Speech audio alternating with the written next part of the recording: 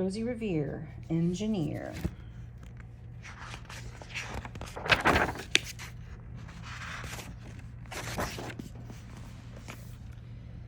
This is the story of Rosie Revere, who dreamed of becoming a great engineer. In Lila Greer's classroom at Blue River Creek, young Rosie sat shyly, not daring to speak. But when no one saw her, she sneaked in the trash for treasures to add to her engineering stash. And late at night, Rosie rolled up her sleeves and built in her hideaway under the eaves. Alone in her attic, the moon high above, dear Rosie made gadgets and gizmos she loved.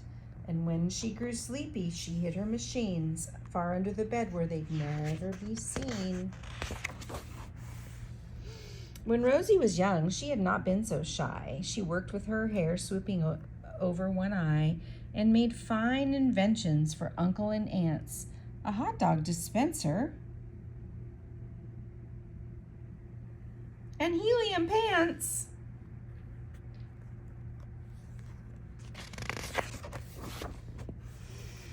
The uncle she loved most was zookeeper Fred. She made him a hat to keep snakes off his head from parts of a fan and some cheddar cheese spray, which everyone knows keeps the pythons away. And when she was finished, young Rosie was proud. But Fred slapped his knee and he chuckled out loud. He laughed till he wheezed and his eyes filled with tears, all to the horror of Rosie Revere, who stood there embarrassed, perplexed, and dismayed. She looked at the cheese hat and then looked away. "I love it," Fred hooted. I do." But Rosie Revere knew it could not be true. She'd stuck the cheese hat on the back of her shelf, and after that day, she kept her dreams to herself. And that's how it went until one autumn day, her oldest relation showed up to stay. Her great-great-aunt Rose was a true dynamo who had worked building airplanes a long time ago. She told Rosie tales and the things she had done and the goals she had checked off her list one by one. She gave a sad smile and looked to the sky. "The only thrill lift on my list is to fly, but time never lingers. I'll chalk that one up. But time never lingers as long as it seems. I'll chalk that one up to an old lady's dreams." That night, as Rosie lay wide-eyed in bed, a daring idea crept into her head. Could she build a gizmo to help her aunt fly?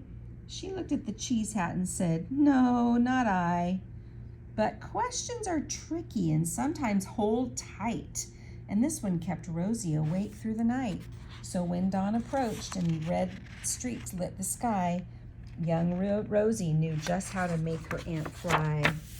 She worked and she worked till the day was half gone, then hauled her cheese copter out onto the lawn to give her invention a test just to see what a ridiculous flop it might turn out to be.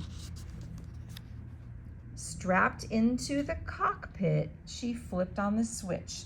The Hello Cheese copter sputtered and twitched.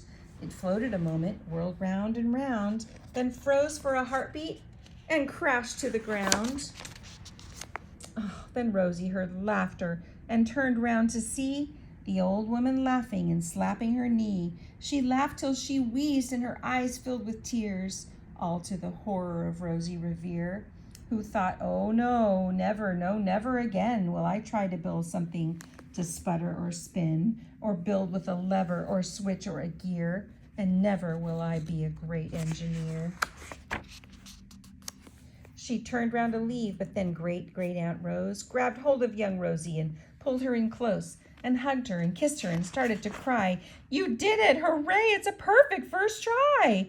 The great flop is over. It's time for the next." Young Rosie was baffled, embarrassed, perplexed.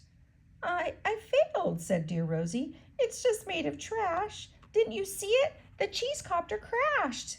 "Yes," said her great aunt, "it crashed, that is true. But first it did just what it needed to do. Before it crashed, Rosie, before that, it flew. Your brilliant first flop was a raging success. Come on, let's get busy and on to the next."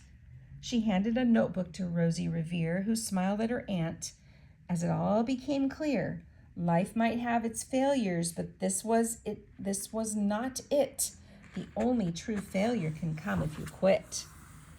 They worked till the sun sneaked away to its bed. Aunt Rosie tied her headscarf round Rose's head and sent her to sleep with a smile ear to ear to dream the bold dreams of a great engineer. At Blue River Creek, all the kids in grade 2 built gizmos and gadgets and doohickeys too. With each perfect failure, they all stand and cheer, but none quite as proudly as Rosie Revere. Woohoo! Go Rosie, go Rosie.